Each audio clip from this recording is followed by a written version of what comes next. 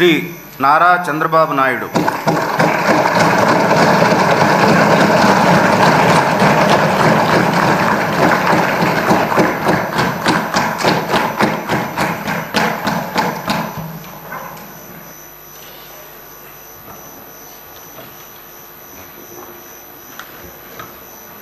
నారా చంద్రబాబు నాయుడు అనే నేను శాసనసభ సభ్యునిగా ఎన్నిక అయినందున శాసనం ద్వారా నిర్మితమైన భారత రాజ్యాంగం పట్ల నిజమైన విశ్వాసం, విధేయత చూపుతానని, భారతదేశ సార్వభౌమాధికారాన్ని, సమగ్రతను కాపాడుతానని, నేను స్వీకరించబోయే కర్తవ్యాన్ని శ్రద్ధాశక్తులతో నిర్వహిస్తానని దైవ సాక్షిగా ప్రమాణం చేస్తున్నాను.